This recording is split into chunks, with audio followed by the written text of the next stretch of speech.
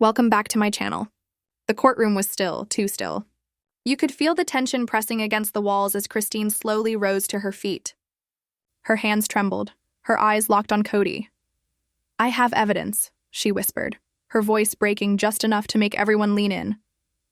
Across the aisle, Robyn went pale, like she'd just seen a ghost. The judge leaned forward. Cameras clicked. And then, the secret no one was ever supposed to hear slipped into the open. What would you do if your own family sat across from you, trying to take away your truth? Comment below. Whose side do you think will shock us most, Christine, Mary, or Robyn? The air smelled like old wood and cold sweat. Christine's heels echoed softly on the floor, a quiet rebellion in motion. Clutched in her hands was a worn leather folder. Inside it, documents that could destroy decades of silence. Kody sat at the front, arms crossed, wearing the kind of arrogance that says, "I own this place." Robyn sat beside him, fidgeting with her bracelet. Her mascara was perfect. Her nerves weren't. Christine took her seat across the aisle, alone, but somehow heavier with truth than everyone on Kody's side combined. "All rise." The judge entered, stern, exhausted, done with the drama. Christine stood. Not for show, not for attention, just for accountability. "Be seated." The courtroom quieted like a storm holding its breath. Case number 22741, the judge began. Christine Ruth Brown versus Kody Wynn Brown. Petition for forensic examination of family financials and custodial clarification. No one breathed. Christine stared straight ahead, calm, focused. This was courage. Not yelling, not vengeance, just showing up. Her attorney stood. "Your Honor, my client acts not out of retaliation but necessity. For over 20 years, in a spiritual marriage, she was deceived. Financially, emotionally, and legally. This court isn't about morals. It's about facts." Kody whispered something to Robyn. She blinked but didn't move. Christine didn't look their way. Her poker face was flawless. Her lawyer continued, "We request to submit preliminary documentation, misfiled assets, undeclared income, and property signed without my client's knowledge, often under Robyn Brown's advisement." A hush fell over the room. The judge nodded. "Proceed." Christine approached the witness stand, sworn in by the clerk. "State your full name." "Christine Ruth Brown."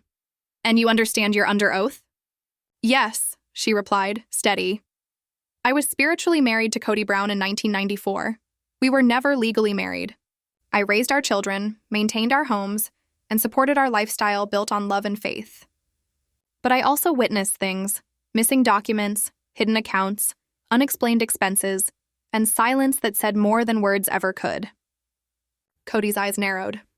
Christine continued, "I request to present property records and emails from 2016 and 2018, all tied to a Flagstaff property I was never allowed to see." The evidence was placed on the judge's desk. He frowned, flipping through the papers. "These will be reviewed," he said. "Continue." Christine glanced at Robyn, not with anger, but with recognition. For the first time in 2 years, Robyn looked back. Their silence spoke louder than words. Kody's lawyer jumped up. "Objection, irrelevant emotional tone." Christine's lawyer countered, "We are establishing motive." "Sustained," the judge said sharply. "Keep it procedural." Christine inhaled. "Then let's be procedural." In 2019, a new trust was created, signed jointly by Kody and Robyn Brown. That trust includes property I lived in and maintained for more than a decade. I wasn't told until last year. Gasps rippled through the courtroom. And then, a quiet shift. Mary entered, sitting at the back. No one expected her. Christine noticed but didn't flinch. The judge glanced up. "Continue." Christine's voice softened. "There's more. Both Janelle and Mary Brown were aware of key conversations over the years. I believe one of them holds something they've never said aloud." All eyes turned to Mary. She didn't move, then nodded once. Kody's face darkened, fury rising beneath the surface. The judge's gavel struck. "We'll take a 15-minute recess. Testimonies resume immediately after. This court demands truth, not vendetta." Christine stood, collected her folder, and walked past Kody. He muttered under his breath, "You're making a mistake." She didn't turn. "No, Kody," she said quietly. "I'm finally getting one right." As she exited, Mary rose. Her heels clicked against the marble floor, echoing like a countdown. She approached the witness stand. For the first time, the courtroom didn't see her as Kody's first wife, but as a woman ready to speak the truth she'd buried for too long. The bailiff swore her in. "I do," she whispered. Christine didn't move. She'd waited years for this moment, not to destroy, but to finally hear. Mary's hands trembled on the stand. The silence felt like justice holding its breath. Silence felt like justice holding its breath.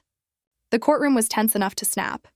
Christine's attorney leaned forward, his voice calm but razor-sharp. "Mrs. Brown, can you tell the court when you first noticed financial imbalances in the family accounts?" Mary hesitated. The entire room seemed to inhale with her. "I can't recall the exact moment," she said softly. But things changed after Robyn came into the picture. Kody flinched. His lawyer scribbled furiously. Christine's attorney didn't even blink. "And did you report these inconsistencies?" "No," Mary replied. "I was afraid to cause a stir." "Why?" Mary stared straight ahead. "Because in this family, when you speak up, you're labeled the problem. The one with the loudest voice isn't always the one telling the truth. Sometimes it's the one who hasn't been heard in years." Christine's breath caught. That wasn't just an answer, that was a confession. "Mrs. Brown," the attorney continued, "did you ever receive paperwork for property or accounts placed in your name without your consent?" Mary nodded slowly. "Once a cabin deed. It was in my name for 6 months. I never signed for it." The courtroom erupted in whispers. The judge leaned forward. "Were there similar cases involving the plaintiff?" Mary's eyes flickered toward Christine. "Yes." Kody cursed under his breath. Robyn's fingers dug into her armrest. Christine's attorney raised a hand. "Let the record reflect that the witness has confirmed systemic misuse of family identities for financial gain." "Objection," Kody's lawyer snapped. "Overruled," the judge cut in. "Sit down, counselor." Mary's tone hardened. "It was never about money. It was about control. Kody made us believe we owed him everything, even our silence." The air shifted. Suddenly, this wasn't about numbers anymore. It was about power, truth, and the years of fear that held everyone captive. The attorney laid a folder in front of Mary. "Do you recognize this email?" She glanced down. "Yes, Robyn sent it. She asked me to backdate a signature. I refused." The judge's eyes shot to Robyn. "True, Mrs. Robyn Brown?" Robyn froze. Her lawyer gripped her arm. "We'll address that during testimony." Christine stood. "Your Honor, I have an item to submit." The judge looked up, surprised. "Do you have it with you?" Christine stepped forward, holding a thick, sealed envelope stamped in red. She set it on the bench like it might explode. "This," she said, her voice steady, "is a DNA test result. Not for paternity, but for legal guardianship. I'm requesting it be reviewed privately." Mary's face drained of color. Kody's fury erupted. He stood shouting, "This is a circus!" "DNA tests? Christine, you're poisoning this courtroom with lies." Christine didn't even flinch. "I didn't request it, Kody, the state did. You always know you're close to the truth when the liars start screaming." The judge slammed his gavel. Recess, 15 minutes. The tension was electric. Kody turned on Robyn, his voice low but sharp enough for everyone nearby to hear. "You said you handled it." "I thought I did," she stammered. "You told me Mary destroyed the papers." Christine stood silently, watching them unravel, like fabric torn at the seam. Mary sat frozen, eyes glassy. She didn't speak. 15 minutes passed like an hour. Then the doors opened. The judge returned, unreadable. "The court has reviewed the sealed envelope," he said evenly. "I will not reveal its contents until all testimony concludes. However, I am expanding this case to include possible fraud, identity misrepresentation, and guardianship disputes." A gasp rippled through the room. "Mrs. Robyn Brown," the judge continued, "please take the stand." Robyn rose slowly, her legs heavy, her eyes hollow.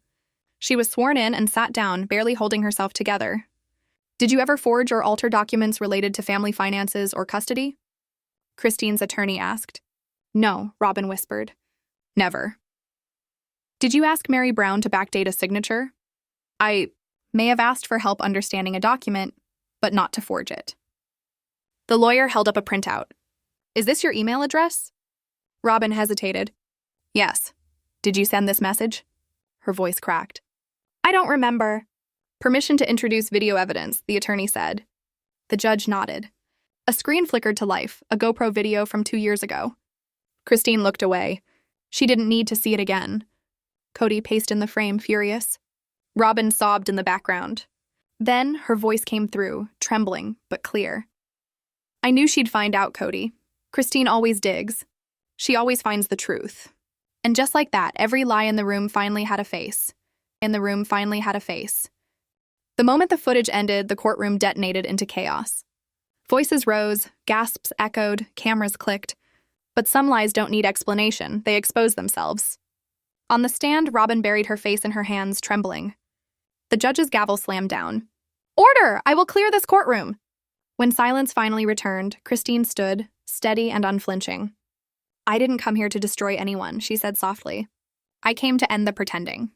Robyn sobbed into her sleeve. You don't understand, she cried. Being the favorite, the pressure, the expectation, Kody told us that if we didn't merge everything, he'd leave us all. Christine stepped closer. And you believed him? Robyn's voice dropped to a whisper. I wanted to believe he was still mine. The deepest betrayals never come from enemies. They come from those who once called you sister. The judge straightened his notes. Court will continue tomorrow with concluding testimonies. Mr. Kody Brown will be on the stand. Prepare for direct and cross-examination. People began to rise, but Kody didn't move. His eyes stayed fixed on the frozen video screen, on the proof that the lies were finally bigger than his control. Robyn remained on the witness stand, shaking, holding the armrest like it was the only thing keeping her upright. The courtroom was stunned, Robyn and Kody plotting in the kitchen, thinking no one would ever know. But now everyone did. The judge broke the silence. Mrs. Brown, you are still under oath. Would you like to revise your earlier statement? Robyn lifted her head, her voice faint. Yes, Christine didn't gloat. She simply watched, calm, knowing this was far from over. Robyn's lies were never loud. They hid behind emotion, disguised as confusion. I lied, she whispered, glancing toward Kody. I didn't think it would matter. Everything was falling apart. He said we had to protect the family. Kody sat stone still, arms folded, refusing to react. Christine's attorney took a step forward. Protect the family from what, Mrs. Brown? Robyn hesitated, then turned to Christine. From her. A ripple of shock ran through the courtroom. Christine didn't even blink. You were leaving, Robyn said shakily. You wanted out. Kody was terrified the state would find out about our finances. He said he could lose custody of the kids. When people are desperate to hide, they don't protect the truth. They bury it. Did you forge documents? The lawyer asked. Robyn swallowed. Not exactly, I just used other names. Once with Mary's details. I didn't think she'd notice. Gasps filled the room. The judge leaned forward. Mrs. Brown, are you saying you used Mary Brown's name on legal paperwork? Robyn's voice cracked. Yes. Mary covered her mouth, horrified. Kody's attorney jumped up. Your Honor, we request a recess. Denied, the judge snapped. You should have better prepared your client. Christine's pulse raced, not from triumph but from dread. Because if Robyn was cracking now, the truth still buried beneath must be darker than anyone imagined. Robyn's tears streaked her cheeks. I just wanted a real marriage, she whispered. He promised me that if I stayed quiet, if I obeyed, he'd choose me. Finally. Love built on silence is just control disguised as devotion. Christine's lawyer's tone softened. So, you admit to helping conceal financial misconduct? Yes, Robyn whispered. Do you know who authorized the DNA test filed yesterday? Robyn shook her head. No, I swear I don't, but I know what it's about. Christine leaned forward, watching every flicker in her face. There was a guardianship agreement, Robyn continued quietly. Years ago. After my first marriage, Kody needed someone to sign so the kids could attend school. He asked Mary. The courtroom froze. Christine turned to look at Mary, her face pale, her eyes wide.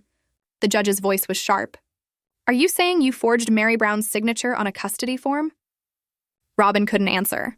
Let the record show, the judge said coldly. The witness refused to respond. Every truth buried now began to rise like a scream from the floorboards. Christine's lawyer stepped back. No further questions, Your Honor. The judge nodded. Mrs. Brown, you may step down. Robyn didn't move. She looked at Kody. He didn't look back. Finally, she stood and walked to the back row, her shoulders shaking, mascara streaking like shadows down her cheeks. The judge cleared his throat. The court will now hear additional testimony. Mrs. Janelle Brown, please take the stand. The doors opened. Janelle entered like a quiet storm, composed but burning underneath. Christine inhaled sharply. She hadn't expected her today. Janelle took the oath swiftly. State your name. Janelle Brown.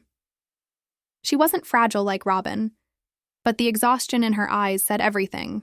Years of holding it all together. Mrs. Brown, the lawyer began, do you recall any joint family accounts being frozen, with or without your consent? Janelle nodded once. Yes, more than once. And just like that, the courtroom tensed again. Because when Janelle spoke, people listened. She never wasted words. And every truth she was about to drop could shatter what little of Kody's world still stood. The courtroom is silent, the kind of silence that only comes when truth is about to break everything open. Janelle sits tall on the stand, her hands clasped tightly together. 3, she says, voice steady but low. 3 accounts. And every time Kody told me it was a bank error. Christine leans forward, holding her breath. But when I called the bank myself, Janelle continues, I found out the accounts weren't closed. They were moved. Into one name. The attorney steps closer. Whose name? Janelle lifts her chin and points across the courtroom. Robyn's. The air goes sharp. Robyn doesn't look up. The judge scribbles a note. And were you aware, the attorney asks, of the guardianship agreements filed under Mary Brown's name? Janelle shakes her head. No, not until this year is when Christine told me she was digging for legal clarification. Christine remembers that night. 2 women, once rivals, sitting in a quiet cafe, realizing they'd been fighting the same war all along. The lawyer doesn't pause. Do you believe Kody deceived any of his wives about finances or legal issues? Janelle doesn't hesitate. Yes. Kody suddenly sits up. Lies, he snaps. All of it! The judge slams the gavel. Mr. Brown, one more outburst and I'll hold you in contempt. Kody grinds his jaw but stays quiet. The judge's tone hardens. Tomorrow, Mr. Brown will take the stand. The sealed DNA results will be opened. This court will determine whether charges of fraud, identity misrepresentation, and guardianship falsification proceed. Christine's pulse quickens. Tomorrow changes everything. The gavel falls. Court adjourned until 9 a.m. Morning. Mary Brown sits on the edge of her hotel bed, the subpoena crumpled in her purse. Sunlight cuts through the blinds, harsh and unkind. Her phone buzzes. A message from Kody. Don't forget who stood by you when no one else did. Don't do this. She stares at the screen for a long time, then flips it face down. Because silence doesn't protect you. It just protects the one who used your fear. The courtroom is full again. Robyn's eyes are downcast. Janelle gives a small nod. Christine sits still, centered, waiting. Mary takes the stand. The judge studies her. Mrs. Brown, you understand you're under oath? Yes. The lawyer begins softly. You were asked to retrodate a signature on a custody document. Did you? Mary's voice trembles. No, I didn't sign anything. But I knew about it. Gasps echo. Christine doesn't move. The judge leans forward. Go on. Mary's hands tighten around the armrests. In 2016, Robyn came to me with a paper. Said it was for school registration. I knew it was a guardianship agreement. She wanted me to sign as backup, in case Kody couldn't. And you didn't?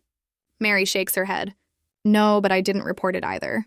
I told myself it wasn't my business. That if it helped the kids, maybe it wasn't wrong. Her eyes glisten. Turning away doesn't make you innocent. It makes you complicit. Christine exhales softly. Not relief, but something heavier. The attorney continues. Did Kody ever pressure you to stay silent about property or money? Yes, Mary whispers. In 2020, I found out a family trust fund had been closed without warning.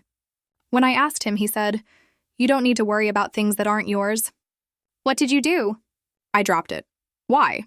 Mary looks directly at Christine. Because I didn't want to be pushed out. I was scared. But I think you were too. Christine doesn't respond, but the look in her eyes says everything. The judge clears his throat. Mrs. Brown, are you acknowledging awareness of hidden transfers and custody filings? Mary nods slowly. Yes, to both. And with that, the courtroom doesn't breathe. Because the walls of silence, the ones Kody built, are finally starting to crack. Kody tightens his jaw as Christine's attorney steps aside. No further questions, Your Honor. Kody's lawyer rises, visibly annoyed.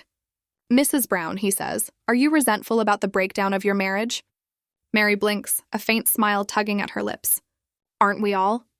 Soft laughter ripples through the courtroom. Even the judge cracks the smallest smile. Because a courtroom isn't just about facts. It's where people finally say out loud what they've been denying for years. The judge clears his throat. Mrs. Janelle Brown, please return to the stand. Janelle rises, calm but sharp. Mrs. Brown, the judge begins, we've heard that certain savings accounts were frozen and redirected without your knowledge. What happened next? Janelle takes a breath. After Christine left, I tried to reorganize what was left in the joint savings. But every time I moved funds, something blocked me. Then I found one account completely drained, $27,000, gone. Where did it go? She points directly at Kody and Robyn. To a private company, in Robyn's name. A shell business opened 2 months earlier. Christine's attorney steps in. Do you have proof? Janelle opens a thin file and slides forward a stack of statements. Yes. The judge reviews them. Admitted into evidence? Christine exhales. This is the turning point. I never approved that transfer, Janelle says. Neither did Mary. Robyn did. But the form listed me as consenting. The judge looks up, his tone sharper now. Do you believe fraud was committed? Yes, Janelle answers without hesitation. And I believe Kody knew. The defense lawyer objects, but even his voice has lost conviction. Because when the truth is that loud, even silence sounds like guilt. Kody suddenly stands, bitter. This is a witch hunt. These women are bitter. They turned on me. The gavel slams down. Mr. Brown, sit down. You'll have your chance to testify under oath. Kody sinks back into his seat, fists tight. Christine knows that kind of anger. It's not power, it's fear. The judge looks across the room. This court will now hear final testimony. Mr. Kody Brown, you will appear on the stand tomorrow. All requested documents must be produced. Failure to do so will result in contempt. Gavel down. Court adjourned. The next morning, the air feels heavier, like even the walls know what's coming. Kody enters with that same defiant scowl, but this time something's off. His shoulders tense. His hands shake. Robyn doesn't look at him. The swagger is gone. He raises his right hand. Do you swear to tell the truth? I do. The same man who once commanded 4 wives and 18 children now stands completely alone. Christine's attorney wastes no time. Mr. Brown, let's start with Exhibit 9B. This bank statement shows a withdrawal of $54,000 from a joint family account shared by all 4 wives. The funds were moved into an LLC under Robyn's name. Care to explain? Kody clears his throat. That was a family investment. We talked it over. With Christine? The lawyer asks. Yes. Christine speaks from her seat. No, he didn't. Janelle. He didn't. Mary. He didn't. The courtroom goes silent. You don't have to shout when the truth is deafening. The lawyer holds up another form. You also signed a custodial agreement naming Robyn guardian of 2 minors, with Mary Brown's name forged as a witness. Did you sign this? Kody hesitates. Yes or no, Mr. Brown, the judge presses. Yes, Kody mutters. But it was a mistake. Robyn filled it out. I just signed. So you didn't read it? I trusted her. Did you trust Mary? Kody laughs bitterly. Mary hasn't supported this family in years. Mary scoffs but doesn't reply. Robyn stares at the floor. The lawyer steps closer. Mr. Brown, were you financially honest with your wives? I did what I had to do to keep this family alive. That wasn't the question. Kody's jaw tightens. No, gasps ripple across the courtroom. And just like that, the man who built his life on control finally admits he lost it. Christine's attorney continues. We have an email, Exhibit 11, in which you wrote to a business partner. By putting all assets in Robyn's name, I keep the state off our back. Care to explain that context? Kody shifts. It was tax-related. Complicated? The attorney smiles slightly. Let me simplify. You diverted money without permission. You falsified custody documents. You let one wife take the legal blame, and another take the emotional one. Christine doesn't look away. She wants him to see this moment. For years, you used the idea of spiritual marriage as a shield, the attorney says. But the law doesn't recognize spiritual loopholes, only signatures. And you exploited everyone. The judge looks directly at Kody. Do you have anything you'd like to say before I make my ruling? Kody's lips tremble. For once, he doesn't have a plan. I thought I was doing what was right, he says slowly. 4 wives, 18 children. Someone had to lead. Maybe I lost myself in it. Maybe I lied to myself more than anyone. Christine's throat tightens. The judge nods. Very well. The room holds its breath. Based on the evidence and testimony, he says, This court finds Mr. Kody Brown in breach of fiduciary trust among joint marital members. Custodial documents filed under false witness are nullified. Financial restitution to be addressed in civil court. Furthermore, this court recognizes Christine Ruth Brown as having been defrauded by omission and exclusion. Gasps echo through the courtroom. Christine doesn't celebrate. She just leans back and breathes. Victory isn't revenge. It's release. Robyn bursts into tears. It wasn't supposed to end like this. He promised me the world. Mary walks out quietly. Janelle presses a hand to her temple. Kody stands there alone. No wives, no allies, no control. Christine remains seated, watching him leave.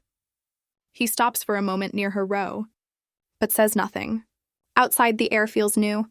Cameras flash, reporters shout, but Christine doesn't slow down. Her heels hit the courthouse steps. Steady, certain, free. Janelle catches up beside her. You okay? Christine nods. I will be. Mary lingers behind. Robyn stays inside. The doors close. And for the first time in years, the silence isn't heavy. It's peaceful. Some families fall apart because of lies. Ours fell apart because we finally told the truth. And Christine?